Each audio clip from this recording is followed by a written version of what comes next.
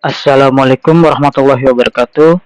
Kami dari kelompok 3 akan mempresentasikan jaringan syaraf tiruan neural network, fungsi aktivasi dan proses pembelajaran. Saya Samsul Ma'arif.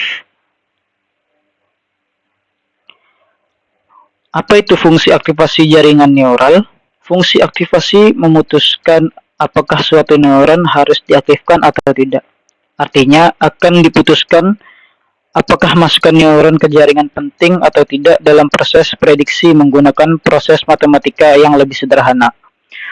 Peran fungsi aktivasi adalah untuk memperoleh keluaran dari sekumpulan nilai masukan yang diumpankan ke sebuah node atau lapisan. Fungsi aktivasi neural network. Argumen fungsi aktivasi adalah net masukan atau kombinasi linear masukan dan bobotnya. Seperti contoh sebagai berikut. Tujuan aktivasi. Tujuan aktivasi pembelajaran dalam syaraf tiruan adalah untuk menghasilkan keluaran atau prediksi yang akurat dan data masukan. Fungsi aktivasi digunakan untuk mengubah sinyal input menjadi output yang sesuai dengan karakteristik data yang diproses dan tujuan model yang dibuat. Model syaraf jaringan tiruan merupakan fungsi model matematika yang mengidentifikasi fungsi.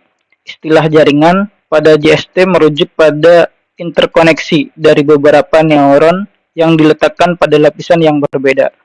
Secara umum, lapisan pada JST dibagi menjadi 3 bagian. Yang pertama, lapisan masukan input layer. Yang kedua, lapisan tersembunyi hidden layer. Dan yang ketiga, lapisan luaran. Lapisan masukan atau input layer terdiri dari neuron yang menerima data masukan dari variabel X. Semua neuron pada lapis ini dapat terhubung ke neuron pada lapis tersembunyi atau langsung ke lapisan luaran jika jaringan tidak menggunakan lapisan tersembunyi. Lapisan tersembunyi atau hidden layer terdiri dari neuron yang menerima data lapisan masukan. Yang ketiga, lapisan luaran atau output layer terdiri dari neuron yang menerima data lapisan tersembunyi atau langsung dari lapisan masukan yang nilai luarannya melambangkan hasil kalkulasi dari X menjadi nilai Y. Fungsi aktivasi terdiri dari klasik dan modern. Contohnya yang klasik adalah linear, sigmoid, dan tan. Untuk yang modern, contohnya ReLU, Leqi, ReLU, ELU, dan softmax. Untuk kelebihannya, meningkatkan akurasi prediksi. Fungsi aktivasi dapat membantu meningkatkan akurasi prediksi model jaringan syaraf dengan menggunakan fungsi aktivasi yang tepat.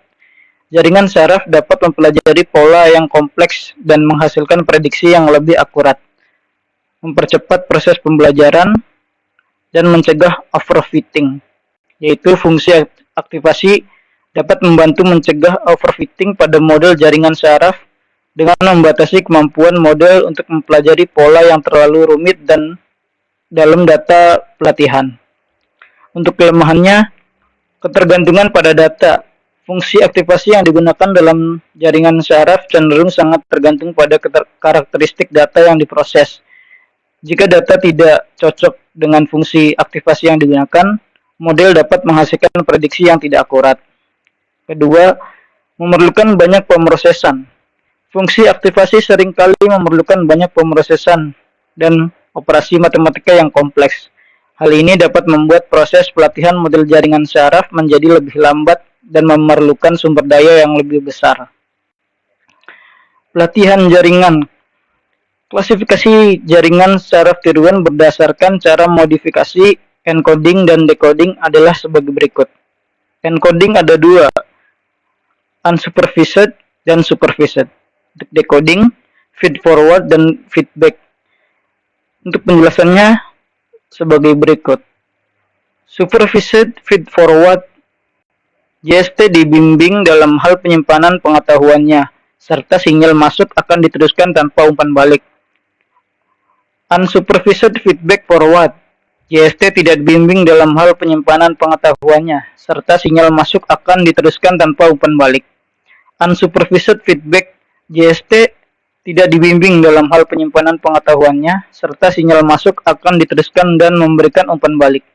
Supervised feedback, JST dibimbing dalam hal penyimpanan pengetahuannya, serta sinyal masuk akan diteruskan dan memberikan umpan balik. Model pembelajaran JST. Pembelajaran dengan supervised. Contoh modelnya adalah McCulloch-Pitts, Perceptron, Multilayer Perceptron, Backpropagation, Adeline, dan Madalin. Pembelajaran unsupervised, contoh model Hebbian, Kohonen, Learning Vector Quantization, dan Hopfield. Pembelajaran dengan supervised contohnya sebagai berikut.